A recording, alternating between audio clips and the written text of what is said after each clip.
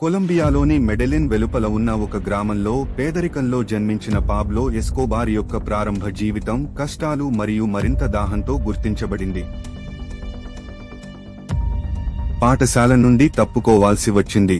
పేదరికం బారి నుండి తప్పించుకోవాలనే కోరికతో ఎస్కోబార్ నేరానికి మొదటి అడుగులు వేసింది. ఎస్కోబార్ మరియు అతని సోదరుడు శ్మశానవాటికల నుండి శిరస్త్రాణాలను దొంగిలించి వాటిని తిరిగి విక్రయించడం ప్రారంభించాడు. ఈ చిన్నపాటి నేరాలు అతని భవిష్యత్తుకు పాతాళానికి మార్గం సుగమం చేశాయి. అతని 20ల ప్రారంభంలో అతను స్మగ్లర్ వద్ద పనిచేస్తున్నాడు మరియు 22 సంవత్సరాల వయస్సులో అతని మొదటి $1 మిలియన్ సంపాదించాడు. 1975లో మెడెలిన్ యొక్క అత్యంత శక్తివంతమైన డ్రగ్ లార్డ్ ఫాబియో రెస్ట్రెపోను హత్య చేయాలని ఆదేశించడం ద్వారా ఎస్కోబార్ మాదక ద్రవ్యాల వ్యాపారంలో తన స్థానాన్ని పదిలం చేసుకున్నాడు.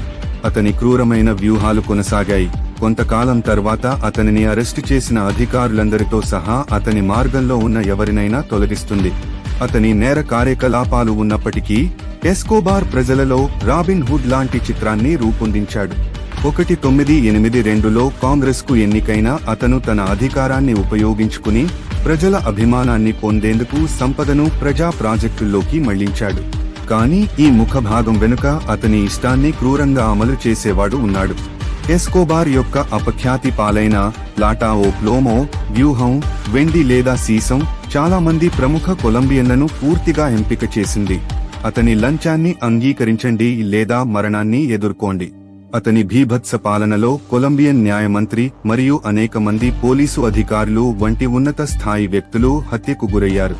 1991లో పెరుగుతున్న ఆరోపణలను ఎదుర్కొంటూ ఎస్కోబార్ ఒక అపూర్వమైన ఒప్పందాన్ని కుదుర్చుకున్నాడు.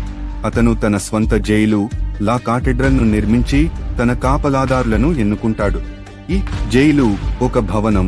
అతను లోపల నుండి అతని నిరంతర నేరాల గురించి వార్తలు వెలువడే వరకు అతను తన సామ్రాజ్యాన్ని నడుపుతూనే ఉన్నాడు.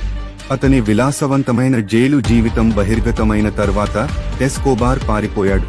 శిక్షణ పొందిన సెర్చ్ బ్లాక్ మరియు ప్రతీకార లాస్ పెపెస్ రెండింటిచే వేటాడబడిన అతని రోజులు లెక్కించబడ్డాయి.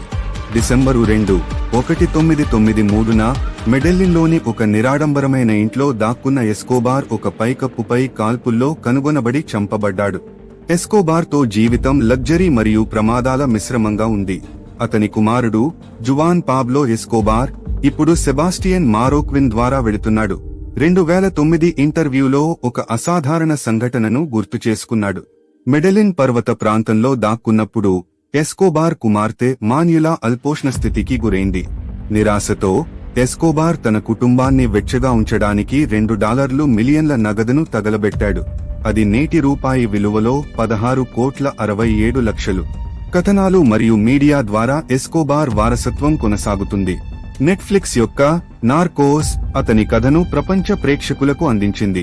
అతని ఎదుగుదల మరియు పతనాన్ని గ్రిప్పింగ్ డ్రామాలో వర్ణిస్తుంది. ఎస్కోబార్ జీవితం అధికారం, అవినీతి మరియు కత్తితో జీవించే వారి అనివార్య పతనానికి సంబంధించిన హెచ్చరిక కథగా మిగిలిపోయింది.